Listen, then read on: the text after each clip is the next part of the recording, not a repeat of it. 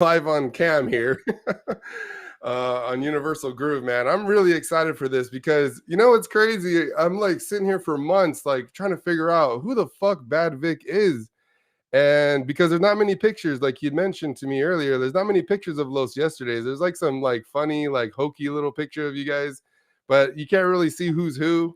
And I met you at a party. So again, man, Santana Soul Radio coming through again. Like this is like the party of my life. We got Bad Vic is like, I'm like hanging out with this guy like the whole time. And then, you know, Mariah mentioned to me and Elvia mentioned to me, like, yeah, this guy's from Los Yesterdays. And I'm like, okay, like I heard about them, and but I didn't know you were the singer. I thought you were like the drummer or something. I'm like, all right, I didn't even know. So then it turns out I see the music video. I'm like, wait, is that the same guy? Like, so here we are, man. I finally find out that Bad Vic, the guy I'm like hanging out with, and was the coolest dude. And one thing I'll say about Bad Vic is that after the party, multiple people were like, dude, that guy from Los Yesterdays, that guy was a fucking cool ass dude.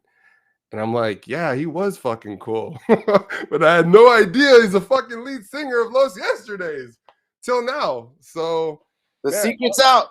yeah, like welcome, bro. Like welcome to the show here. And thank you for coming on.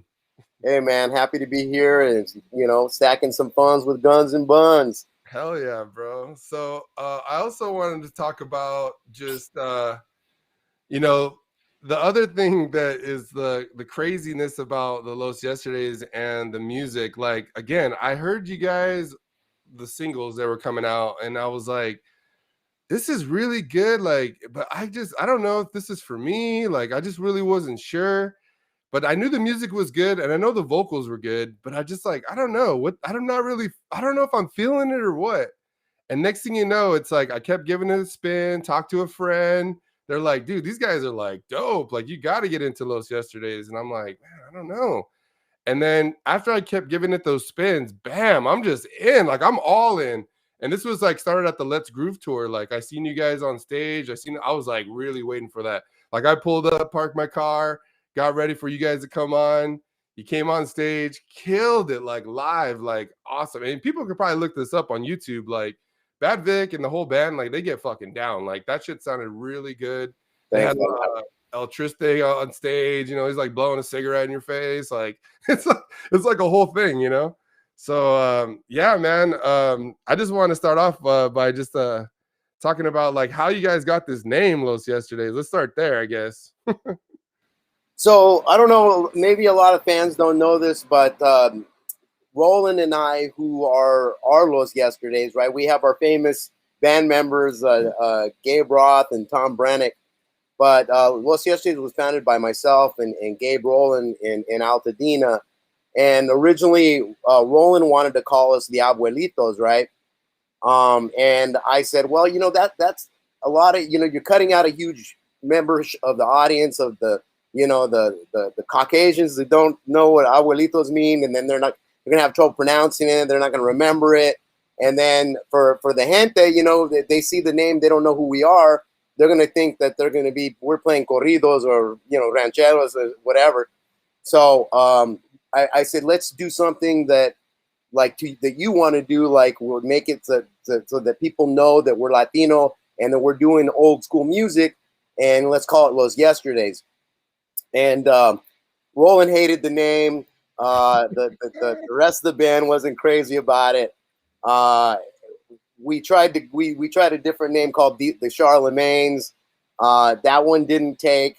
And then Roth was talking to his wife and told her how he was trying to that we came up with Los Yesterdays. She loved the name. He said that they were thinking about changing it, and she said she was going to leave him if we changed the name. So because of Roth's wife Veronica, that we kept the Los Yesterdays name, and I'm the only one happy about that. Yeah, and I think it just works, man. Like it just works for the music, and it just kind of just hits, you know. It's like bam, you know. And then the artwork too, like the fonts and all, like the art behind it. It just makes sense at the end of the day. So I really like it. I like that name. I think it's very catchy on that end. And you have a marketing background, you mentioned? Yeah. I was in marketing for a lot of years, and that was my whole thing. When you do marketing, you want to make sure that the consumer doesn't have to guess much. You know, if you have a product and you call it, you know, Dove or whatever, you know, you want it to be to be evocative. Sorry, you want it to be evocative of you know, something soft, white, you know, gentle, things like that. So you want to be able for people to have these pictures in their head before you know, they even know what the product is. So that was my whole idea with going with Los Yesterdays. And then, you know, as far as the music and the is concerned, you know, the sweet soul sound is a very distinct sound.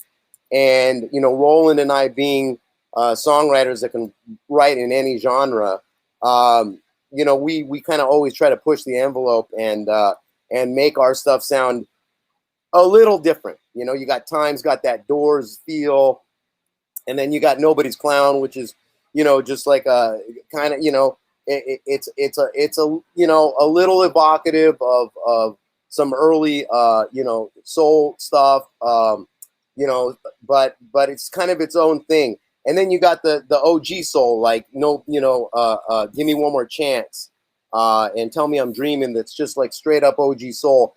But we want to throw in the way that Roth explained it, especially at the end of Tell Me I'm Dreaming, where we do this backup vocal that's like, ah, we do all this, and it's really scary. I'm the one that came up with that. I'm like, I really want to do this like scary sound, and he goes, you know what, man? And this is way before we ever wrote Clown. And he goes, you know, that's the thing about Los Yesterdays. He goes, the stuff that we do, it's always got to have a little scary clown in there. So there's always kind of been this clown theme that we didn't really recognize until you know, Tommy and I and Roland wrote Nobody's Clown, and then so we're like, oh, you know, the circus font works perfect for our sound, and especially with the Nobody's Clown song. So I really wanted to, with the pandemic happening, I wanted to do what's called the brand launch in the corporate world. I hate to be desexing this whole thing and making it sound unsexy. But I knew that we were going to be stuck at home and we couldn't perform. And that's, as you mentioned, that's our bread and butter, right? Like, people coming to see us live, that's how they're going to know who Los Yesterdays are. And if we can't perform, then we need something to perform for us. So that's when I set about to write the video and come up with the concept, and you know, introduce El Triste, you know, in the Los Yesterdays video.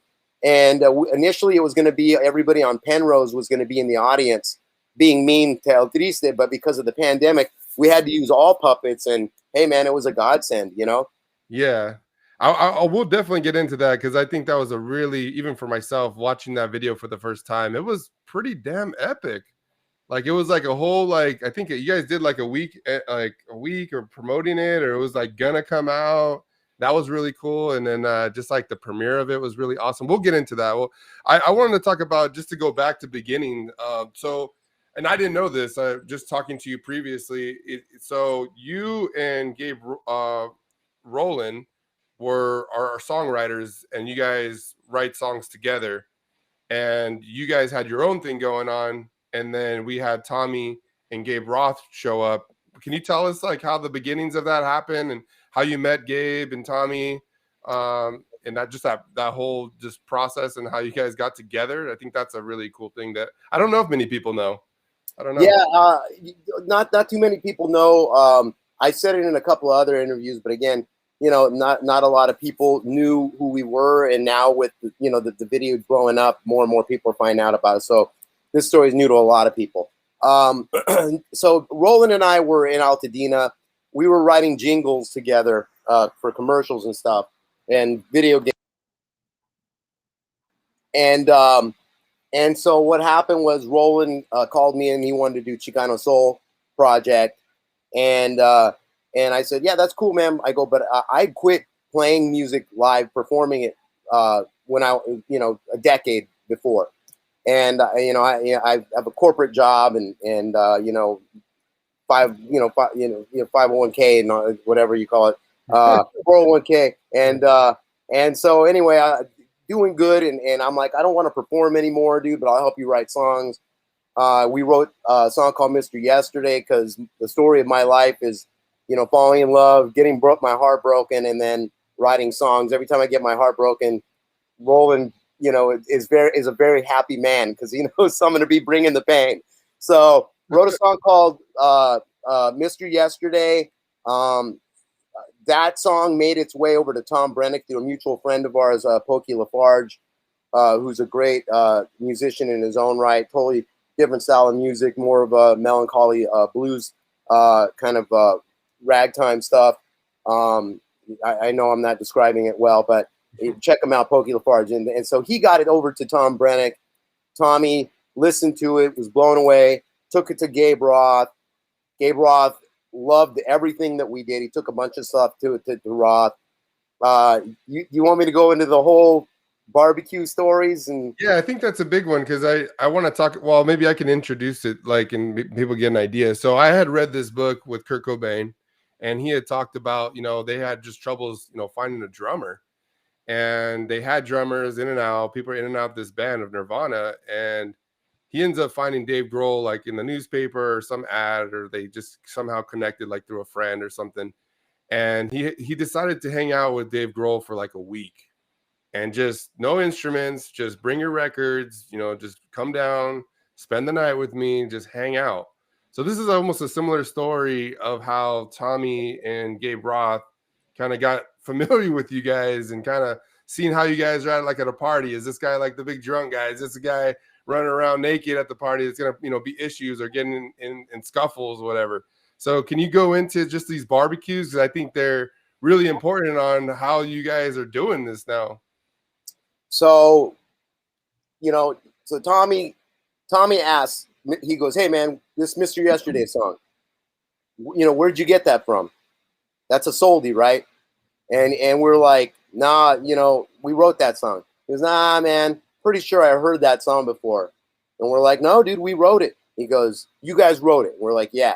And he goes, "Because I looked for it, man, and I can't find it. You guys really wrote that?" We're like, "Yeah." He goes, "Who wrote it?" It's like, "We did." He goes, "Who arranged it?" It's like, "We did." He goes, "Well, who's the band on it?" And I go, "Roland." He goes, "You played all the instruments?" He's like, "Yeah." And he goes, and Roland goes, "He sang all the lyric, he sang all the vocals though, and wrote the melodies."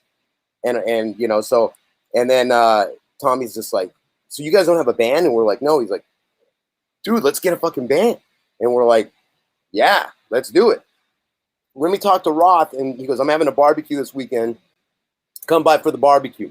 So we go to the barbecue, and there's another story about how we wrote Time on the way to the barbecue. Okay, and the barbecue was 15 minutes from the house, right? And we wrote Time in that amount of time.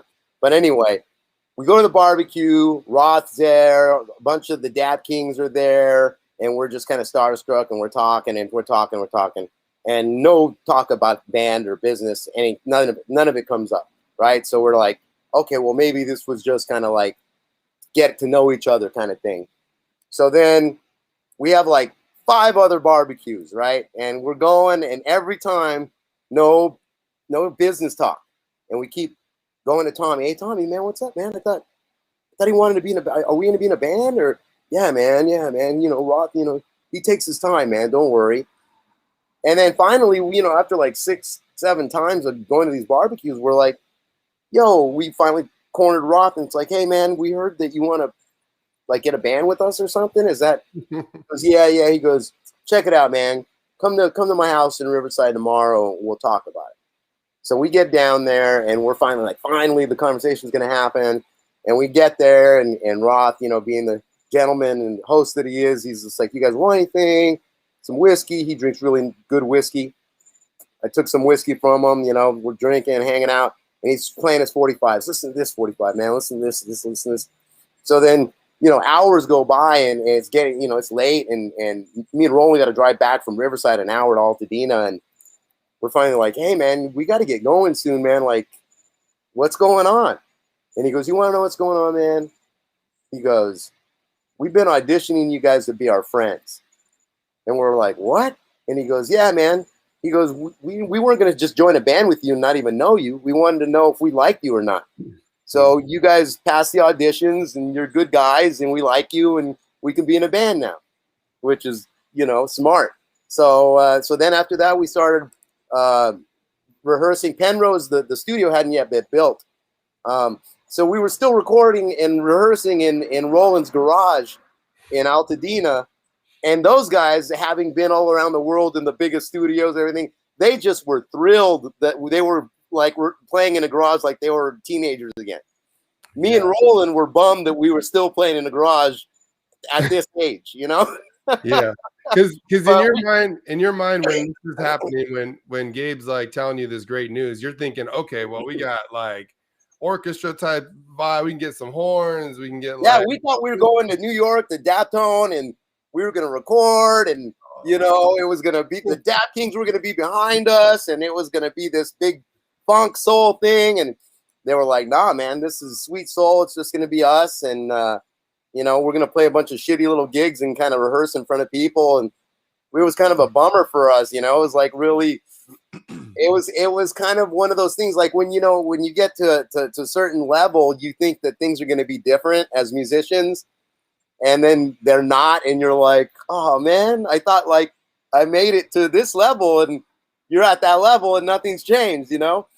And so, you know, and it's kind of funny, like there's been some controversies come out in the recent, you know, history, and people are like, oh, you know, those guys are a bunch of greed heads. It's like, we don't make no money. What's the matter with you people? We don't make no money. Why do you think I got a day job?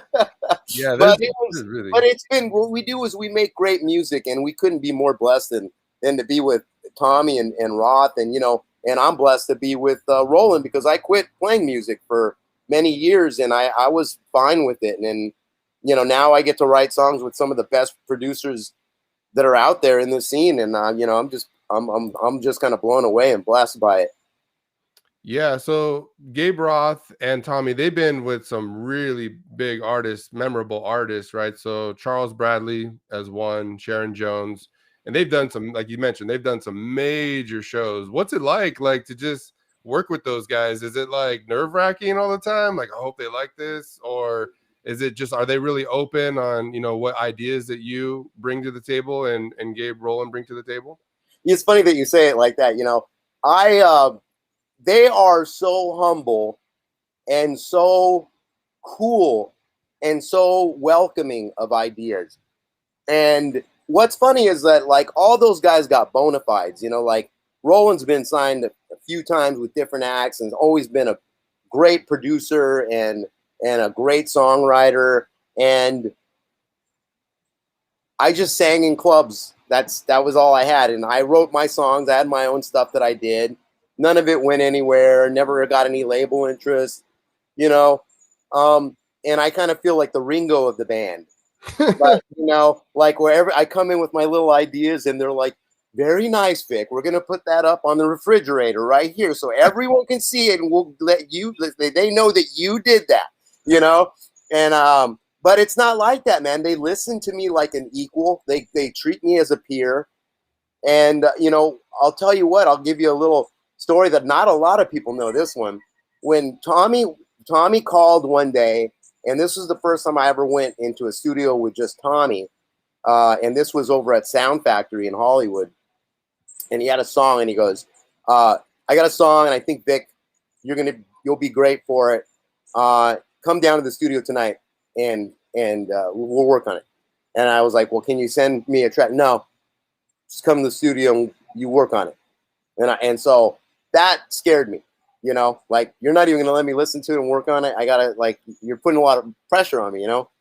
So as I'm going to the studio, I'm getting close. I'm having a fucking anxiety attack, right? I'm like, I'm like, you know, I got this thing where, and a lot of people out there maybe have this, and it's called imposter syndrome, where you're at any moment you feel like they're going to find you out, and you're going to be unmasked, and they're going to be like, this guy doesn't know what the hell he's doing. He's a fraud, you know?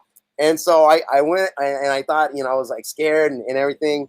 And I was real intimidated, and I'm like, oh man, what if you come up with bullshit? What if it sucks? What if Tommy's like, this is the guy? Really? This is our guy? And I was like really afraid. So then I get in there, and because I was so nervous, I was drinking a lot, and I was, and you know, and I was. This was like a year and a half later. No, actually two and a half years later after my last breakup, and I had just broken up again, and I was brokenhearted again, and so Tommy starts playing "Nobody's Clown," right, on piano, and I look at my phone. I have all my lyrics on my phone, and I start looking through my lyrics that I write just everywhere, right? And I went to one page, and I'm like, that's not gonna work. And I went to the next page, and it was Nobody's Clown.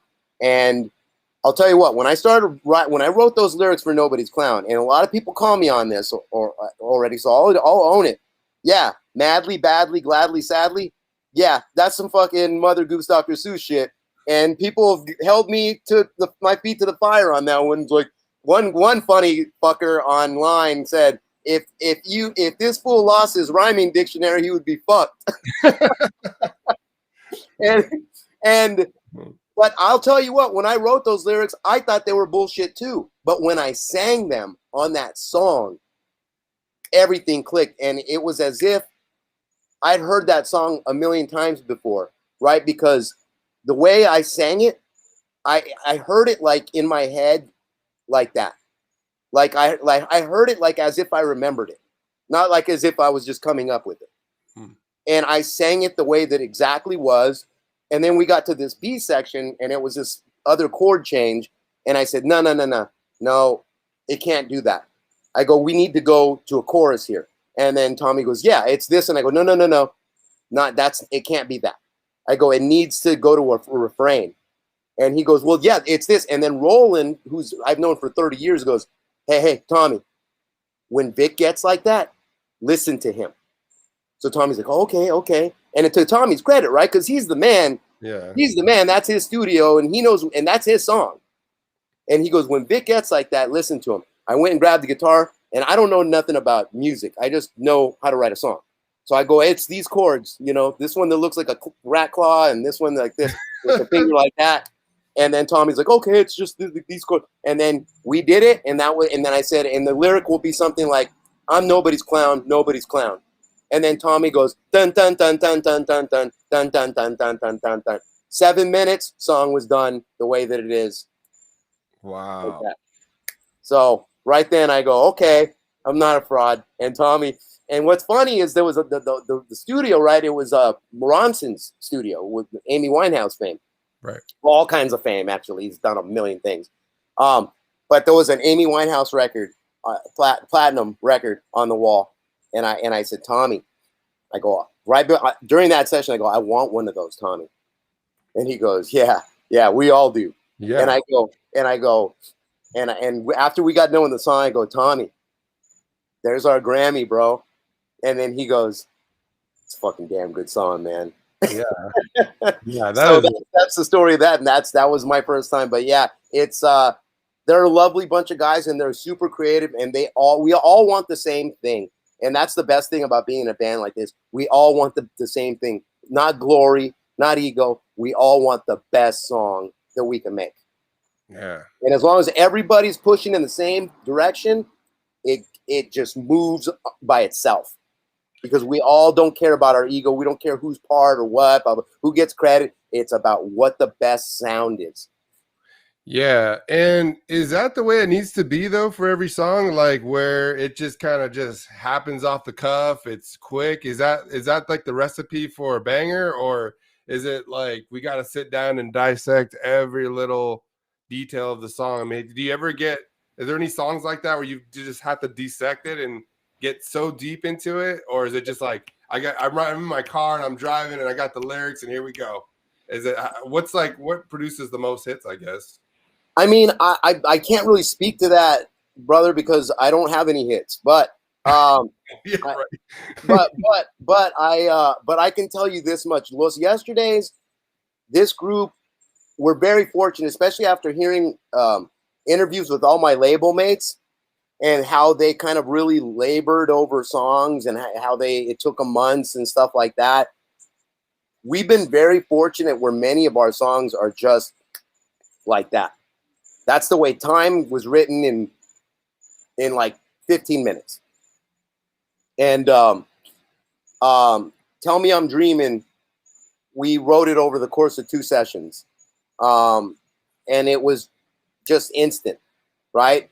And we've only have one song that we've really labored over, and it's our new single coming out. And it's a song, for those of you who've seen us live recently, it's a song called Who Made You You. It's getting a lot of love. It's a real coat hanger, rola, and it's a song about a guy who sees his ex and she's wearing the clothes that he bought her, right?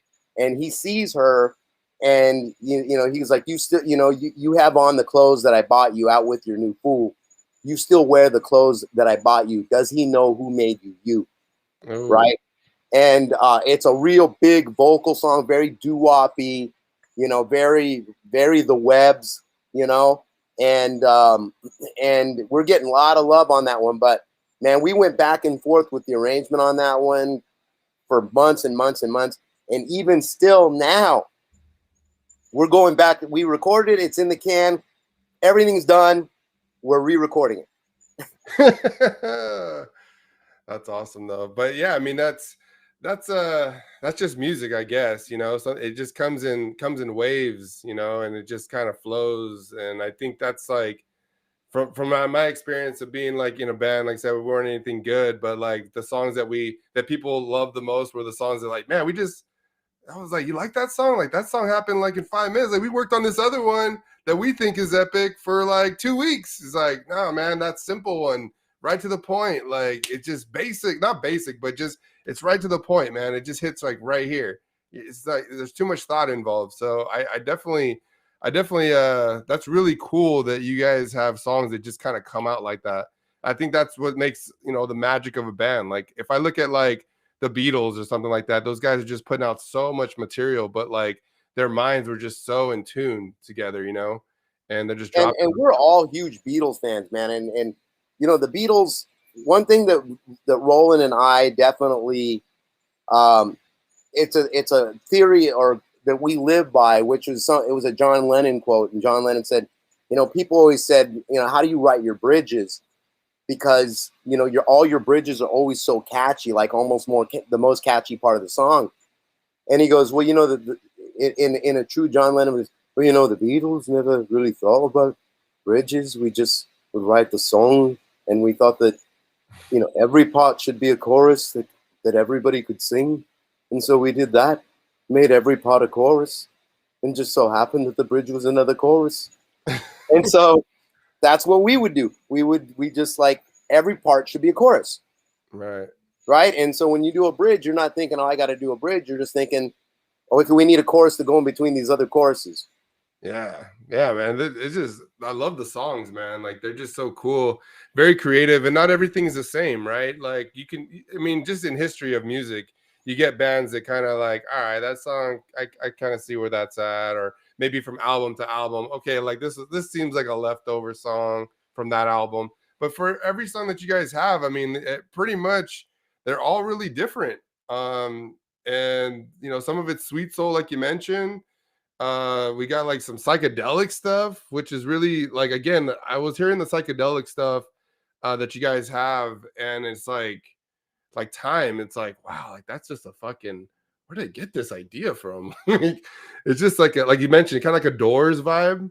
It's just like dark, but then it's not too dark, but it's dark, but it's really. I got to throw my Doors voice in there. You know what's funny about that though is I thought the guys were gonna call bullshit on me. Like they're like, hey man, you sing like this on these other songs. Now you can't sing like that. And so when I did it, I looked to see if anybody said anything, and everybody liked it. So I'm like, all right, I'm gonna get away with it. You know, that's what I'm talking about. Like we always try to push the envelope on our song ideas to try to make them just a bit off, just a bit different, so that you know it's a Los Yesterdays tune and it's not everybody else, you know. And so, you know, that and the funny thing, like you're talking about with arrangements and stuff, Time has one verse in it.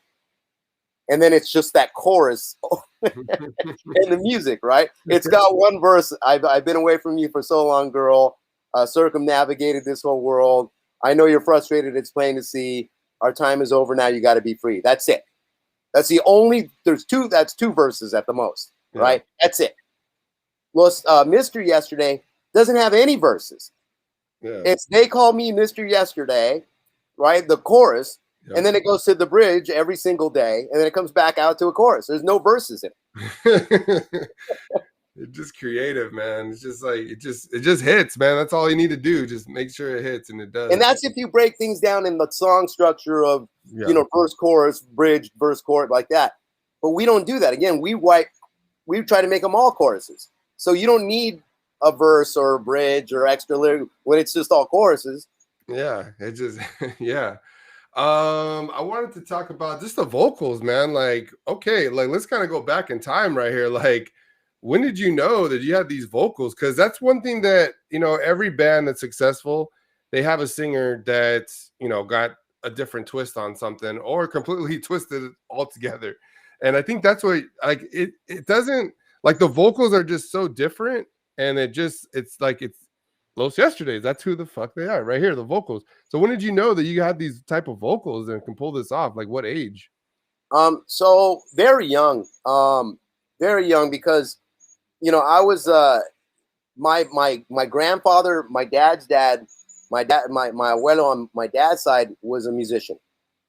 My mom's brothers, my tios were musicians, right? So like at our house, and we grew up real poor. So, we didn't have a lot, but we had guitars, and back in the day, like instruments weren't that expensive because there wasn't a lot of people who played music, and it was free entertainment for poor people. You learn how to play music, and you didn't have to waste electricity. You didn't have to watch. You didn't have to have a TV. You didn't have to have a radio. You just have to have a guitar. So as long as there was one guitar in the family, you could get down. And so whenever we would have parties with our either side of the family, it was inevitable guitars would come out, and everybody would just be drinking, and everybody would sing together a bunch of songs. We would sing, like Volver, or we would do like animal songs, or we would do like, Hank Williams songs and Eagles and Creedence Clearwater Revival and like just Freddie Fender, all kinds of different kind of music, and anything that anybody knew how to play, everybody would sing. And my mom and my dad both have really beautiful voices. My mom's a singer, my dad's a singer, right? My dad's also an amazing painter and sculptor. So we grew up in a household full of artists. I always made the joke when I was a broke musician, like there couldn't have been a damn doctor or lawyer in the house. I was doomed to be a poor ass musician all my life, But I ended up taking the role when I was about probably like 9 of being the lead singer, because I could do all the high notes like Blue Moon, and stuff like that. And then I just had a knack for it. I had a natural ability. And my older brother is a really great instrumentalist. He can play like, guitar and bass like a mug. He's really, really talented. So he and I then got together and started like performing just ourselves. We would learn songs. So when we would get together at the family gatherings, we would play a set for everybody, and then got a band. And when we were like, I was like 13, 14, and he was like, 16, 17, we got a band and started like doing, gigs and stuff like that, and rehearsing in, my buddy's mom's laundromat, and like, and just rehearsing songs and stuff like that, and just started playing.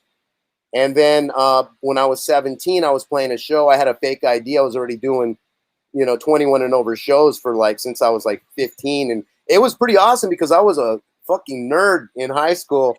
And, no girl wanted to have anything to do with me. But then I would go to these clubs on the weekend and I'd pick up all these 21 and over girls. And I felt like Spider-Man. I was like, I had a secret identity. It's like, no one knows that I'm really a secret rock star on the weekends. I'm just a mild-mannered nerd when I come to school, but then I go on the weekends, I'm a rock star.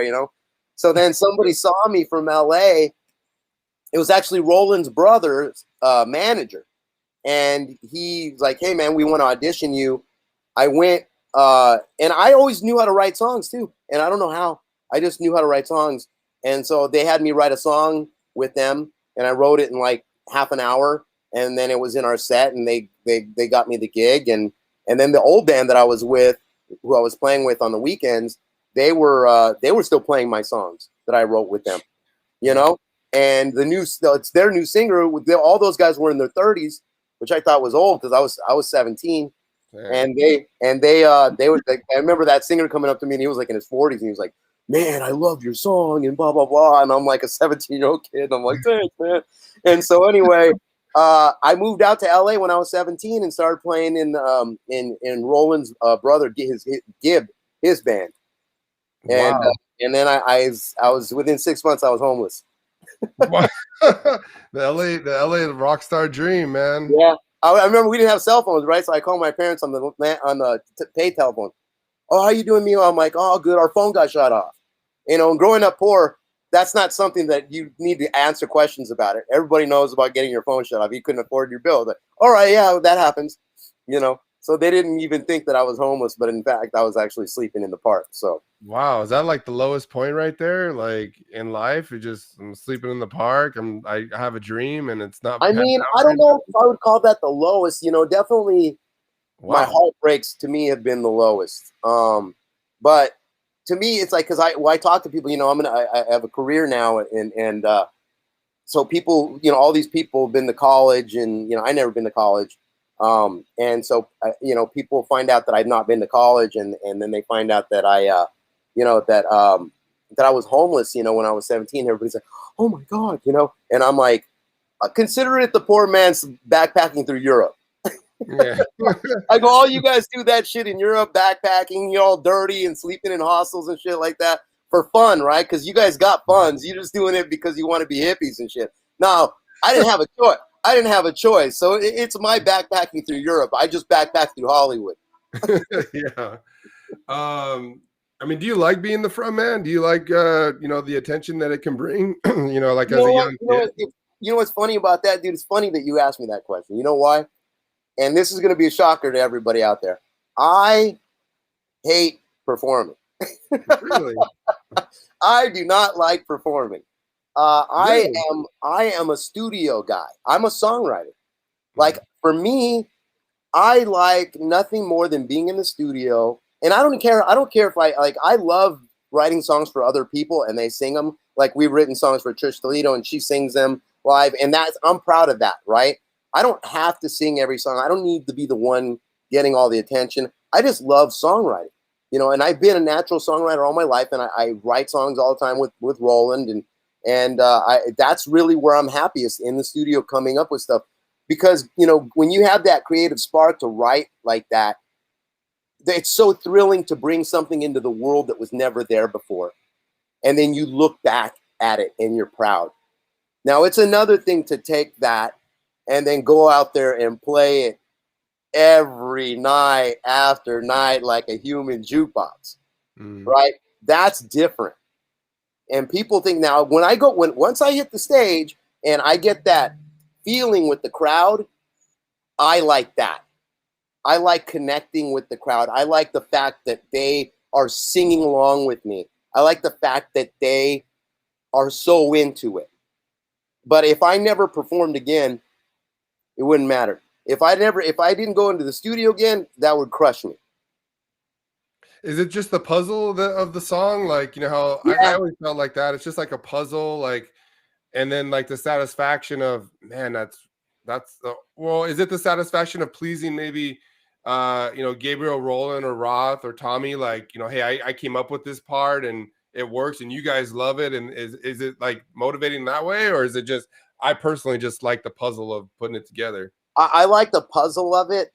Of course, I love it when I'm the one who solves the puzzle, right? That's the best.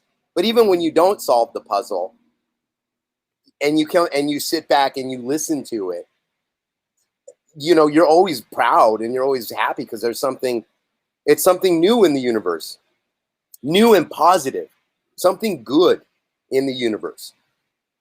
So there's that. There's this is what men have. We can't give birth. Women have the ability to create, God given. This is our way to create and put something in the world that was never there before. And so to me, that's magic. That's a magic thing. Now, luckily for me, I'm the lyricist, right? I write all the lyrics. As a matter of fact, when I get called into sessions, for the most part, I'm the wordsmith. I'm the guy who'll take words and say, or phrases and say, you can say it like this, then it has more impact. Or you can use this word instead of that word, or you do things like that, So really, I'm a writer primarily, and I do that at my job. I write, So that's my real gift, is being able to write lyrics, and so because of that, I have writing credit on every song. Yeah. And I think I'm the only one from Los Yesterdays who has a writing credit on every song, only because I write lyrics. Yeah, and that's really awesome, man. I think that takes a super talent too, to just write the lyrics that are going to impact people's lives. I think that's really cool. Like, so when you're playing these live shows and people are singing it back to you, does it like really sink in at that point? Like, damn, they really listened to what I wrote and like singing it back. It didn't. It's funny that you say that, because when Clown came out and it started getting legs and everything, and we started playing it at shows, it wasn't until somebody else pointed out to me, because people were posting us doing Clown live, and all my friends said, dude, that must have felt awesome to have everybody singing your song. And I go, oh yeah, they were, huh? And they were like, yeah, dude, like you can hear the crowd over you. Like you hear them singing it over you. You don't even hear you.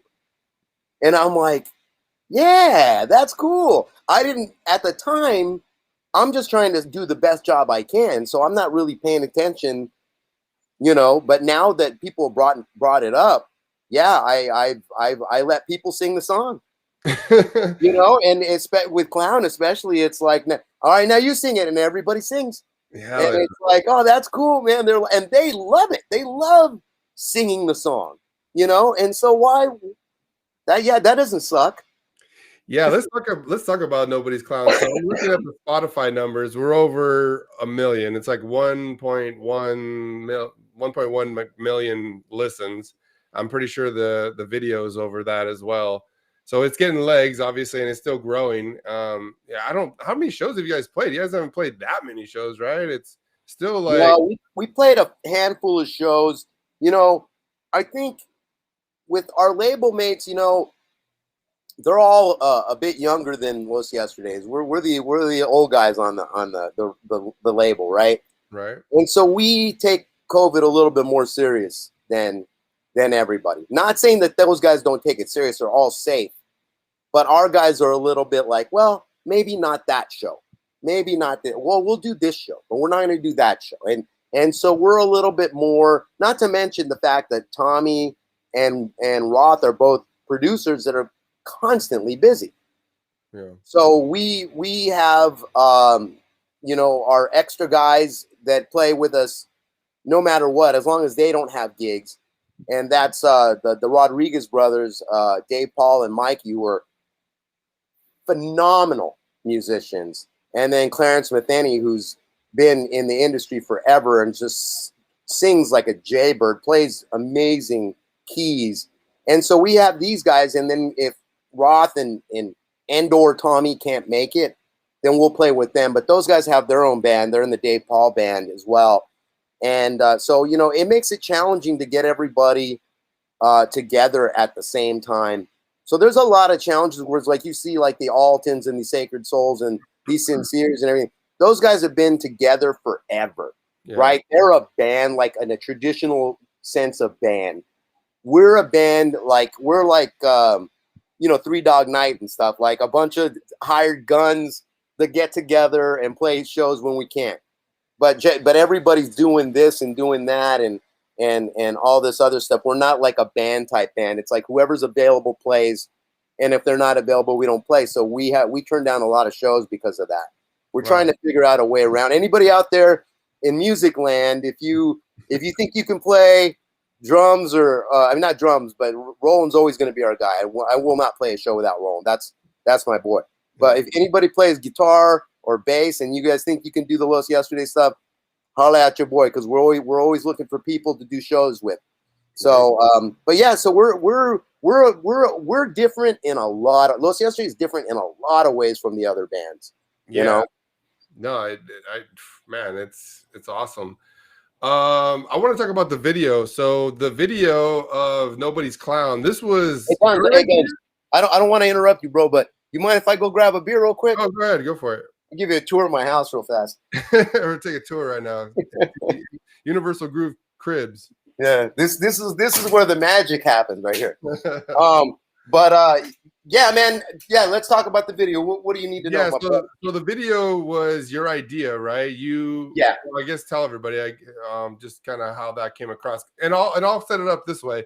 So it was a big anticipation for the video, and I remember just waiting for it to happen on YouTube. It dropped, and it was very interesting. Like you got puppets and Trish Toledo's hands, and it was like just really cool. Like you make an appearance in there, and the puppet's really cool, and just like it kind of like chokes you up a little bit too. Like I hope so. That's the point, right? Yeah, and I think it's like the piano parts. Like piano parts always get me, man. Like but just like the ending and everything, it's like, man, this is like a really cool like music video, and it doesn't have like some crazy CGI or anything crazy like that. But it's just really creative.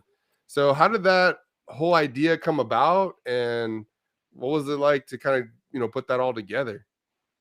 So as I mentioned, there's the whole broken-hearted aspect of it, right? Me constantly being broken-hearted, and so I had already initially found Cain, the Puppet Master, 213, and El Triste on Instagram. And what happened was I saw his little face, and I looked at him and I said, man, that looks like me. He looks like me. That little payaso looks like me, right? Since that time, a lot of people who don't know who El Triste is think that they made the puppet to look like me. Yeah. But in fact, I look like him. So what happened was I wanted to do a video of Mr. Yesterday with El Triste. But then I had I told you the story about how Clown came about. And because of that, I was like, oh, fucking perfect. Puppet on a string, Clown. I had no idea when I wrote those lyrics that I was going to use it for anything, or that I was going to pull in El Triste. I didn't write it for him. It came from a place of pure pain and heartache, And so anyway, I apologize. The car going by, a beautiful car. Anyway, I was brokenhearted, and then that song came out, and I'm like, oh, it'll be perfect. It'll be perfect for this video, or for this video concept. So then, so this was February, right? February was when I got my heart broken, and we wrote the song. We did it, recorded it, real fast. Like we weren't even supposed to record that song. We brought it into the studio. We happened to just do it before a session, and then we went into that session and played it for Roth, and Roth's like, let's record it. And then we cut it and ended up making it in. And then the next thing you know, the label heard it, and they're like, they want that to be the next single, right? So then I was playing with I played disc frisbee golf, right? And so I was playing with my boy Dave Braca, who was in town with his documentary, doing a film tour with it, right? And so I had a show that we were doing in San Diego at this place. And we had all our shows in March, right? So this is in 2020. So March 1st, we go down there, and he's doing his thing, and I go peep out where we're playing. And then 2 weeks later, lockdown, pandemic, lockdown. Now, my boy, Dave Braca, who directed the video, he also built the Matador. He also built the bull, the piñata bull. So we're playing, and he said, I'm never going to do videos again. He's done some videos. He's like, I'm a filmmaker, right? So I didn't even want to ask him. And dude he's really good, as you could tell from the video. Yeah. So we were playing disc golf, and we're both depressed because both our tours got canceled. And we're like, man, what are we going to do? And then that fool, he's from the East Coast, from Pennsylvania, and he got stuck here because of the pandemic. He had no place to live, and he only had clothes for like a week, right? So then he knew me forever.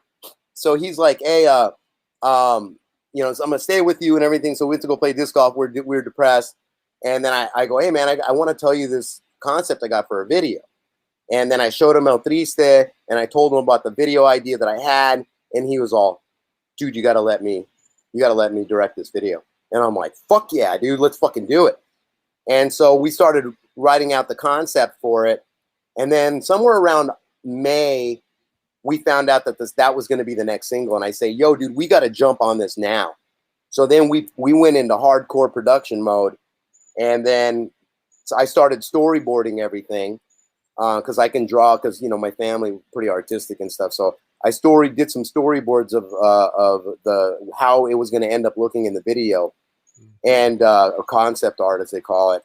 And then we just plowed through it and did the video. Because we couldn't use people, it was going to be the Penrose, label guy, everybody from the band label that was going to be the audience in that scene with the Matador scene and everything. And we couldn't use people, so we used all puppets, and it just ended up being something great. And then I insisted that we have that little pregnant pause at the end, so that people think that he's not going to get picked. Yeah, I started crying because of that part, bro. Yeah, and a lot. that was the whole point. And then I remember I fought with Braca, who thanks me that I insisted, because I also financed the video myself.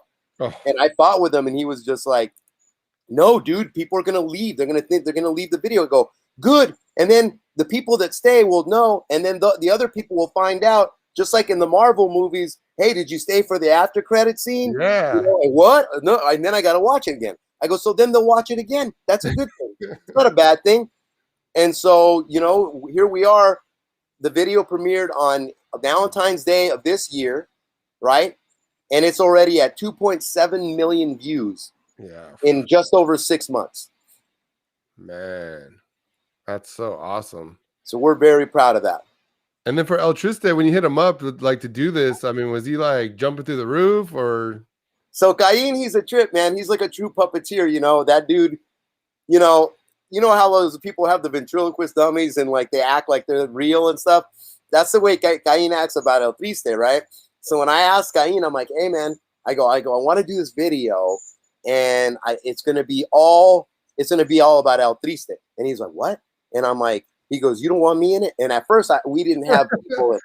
And I go, no. He goes, you're gonna do a whole video just about El Triste? And I go, yeah, it's gonna be a story about him. And he goes, oh man, he's gonna be so happy. I've seen some interviews with him, and I've seen him kind of like around and talking about it. I mean, he's like so invested, but you got to appreciate that, He is, dude. He loves what he does, man. That guy is living the dream, He's living the dream. He's getting to do an art that is almost dead, right? Mm-hmm. And people enjoy it because you don't see that anymore. We see everything CGI now, right? Yeah. So you never get to see that. So it's really an amazing thing for him, and he's such a cool guy and he's such a creative guy.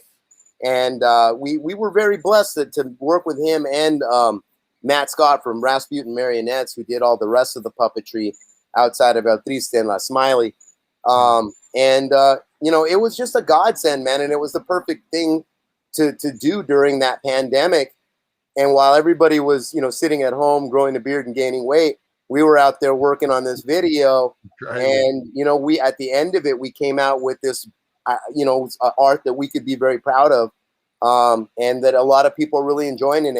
It really makes me happy that people relate so much to it. Like, people are doing their Art Lebeau dedications on the YouTube, page, you know, saying, man, this one goes out to my hand, I'm sorry, you know, and like, you Yeah. know, or like I miss my boo and stuff like that. And you know, I think that makes me very happy, because God gave me a gift that's helping people who are brokenhearted. You know, like I was brokenhearted when I did it, you know, and I didn't, you know, when you're brokenhearted, you listen to all these sad songs and stuff, you figure you don't want to listen to that stuff because you want to feel happy again. But the thing is it helps you through the hard times to understand that other people have been there, you know. And so now there's a song out there that are doing it, you know, are listening to it and doing the same thing that I did when I was brokenhearted, listening to, you know, Misty Blue and, you know, and shit like that. You know, it's just like these things that just tear you up inside. Somehow they help you put yourself back together. Yeah. I wanted to talk about Trish Toledo's hands. How did you hit her up for this, or whose idea was to have her be part of the video with her That hands? was my idea. I mean, we'd already been working with Trish, writing stuff for her. And when Dave came up with the concept of having the girl's hands cut El Triste strings, right? That's Dave's idea. And I go, I got the perfect hands. And so I asked Trish, and she, you know, magnanimously said yes and was very generous with her time. You know, I know a lot of people wouldn't do it because they're not going to get seen. But, you know, the way Trish put it is like, you don't mind just if it's just your hands? And she goes, I paid a lot of money for these hands. Fuck, I don't mind being a hand model. I was like, oh, thank God. I was like, please don't be offended. It's not that you're not beautiful. Everybody knows you are, but I just need your hands.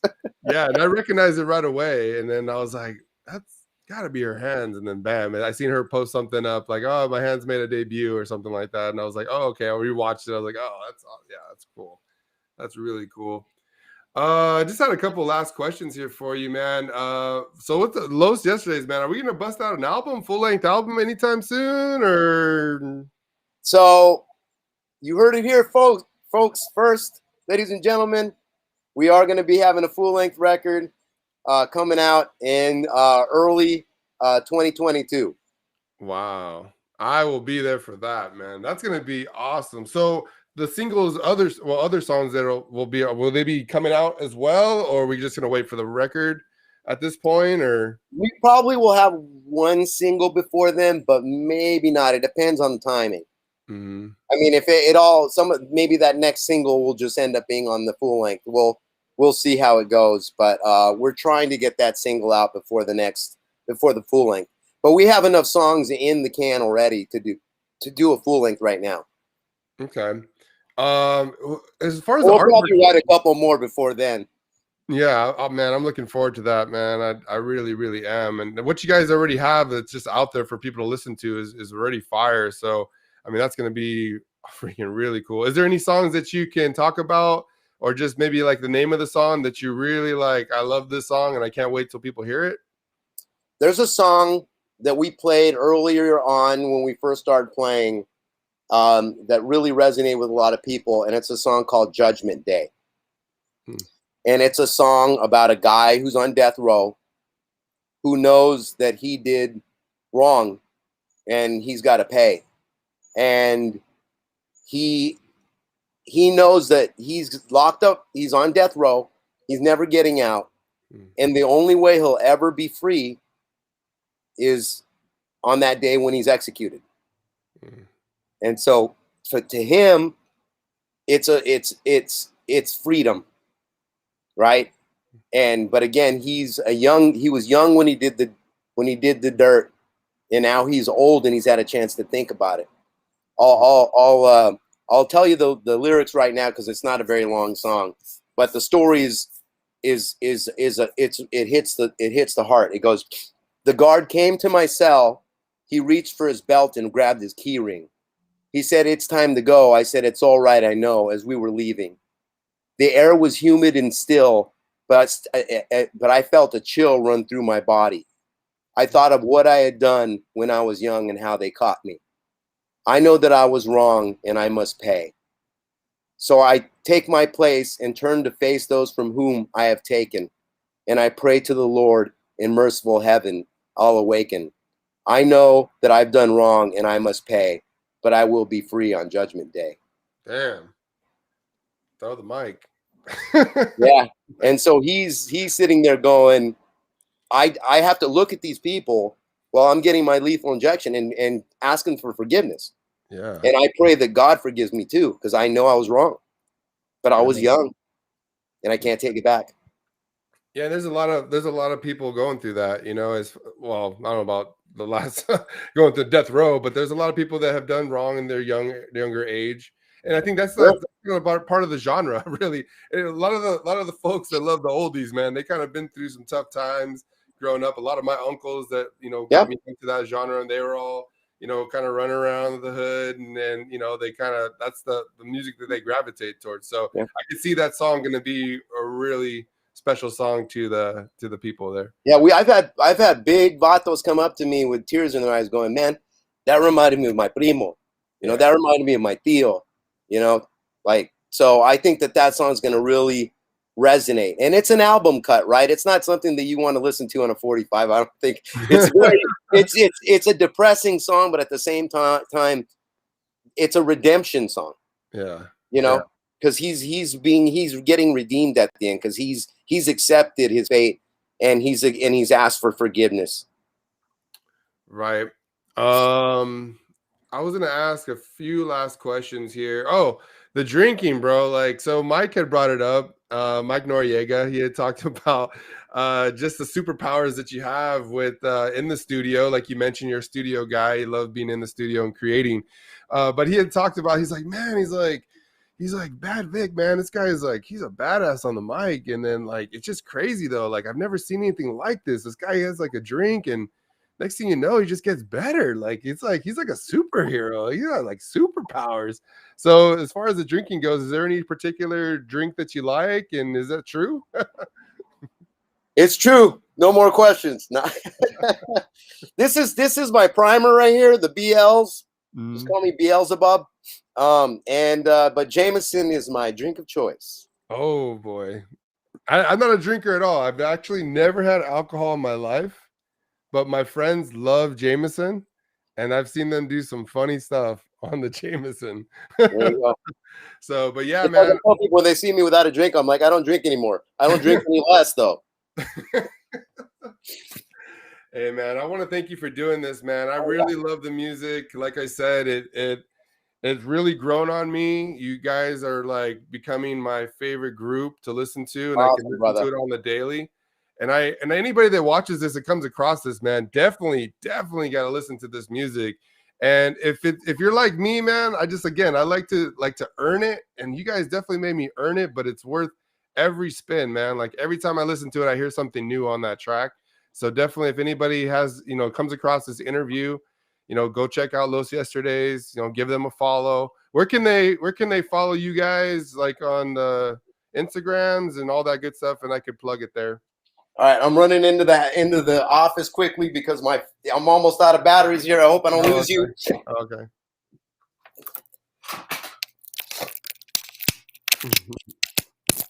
All right, we're in.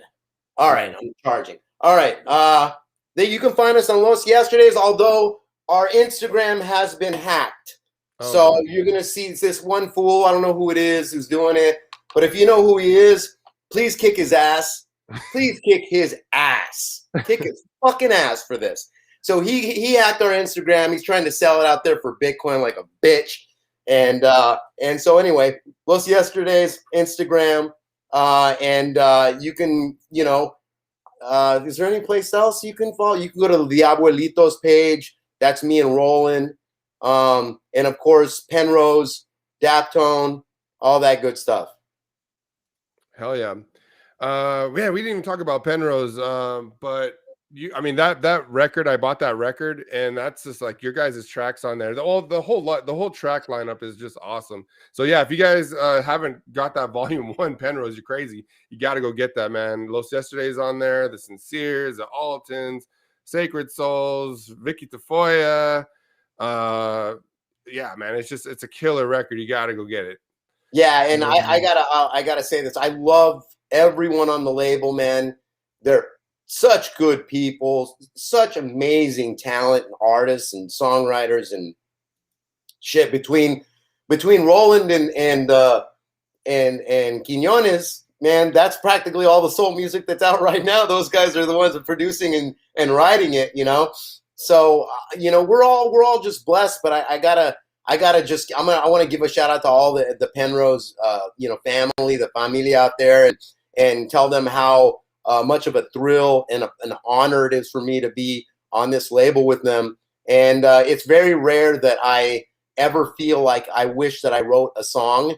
And Can I Call You Roses? I tell them that all the time. It's like that's a song I'm like, damn, I wish I wrote that one. Yeah, there's a lot of people in that boat, man. That's awesome. And then I want to give it up to Ponce, for the singer for the Altons, Brian. He's my favorite singer on the label, and the favorite male singer. And Vicky Tafoya, I got to give it up to her. Her voice is just, to hear her sing when there's without a microphone or with and you hear how rich her voice is. It's like the way coffee smells. It's just so good, so good.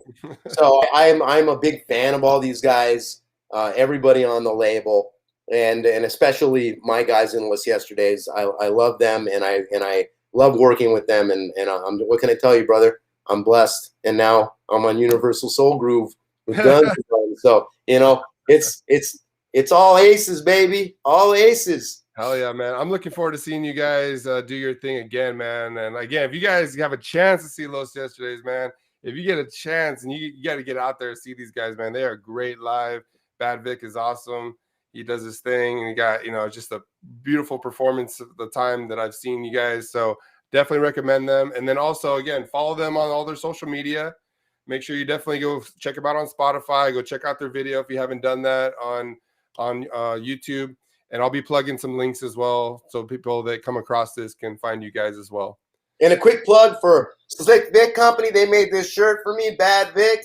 Hell yeah. This is a custom t-shirt. You cannot buy this shirt, but hit them up for all your t-shirt needs and stuff. And, lots of love. And thank you so much for having me on, brother. And, look forward to seeing the Roland interview. He's as equal a payaso as I am. Hell yeah.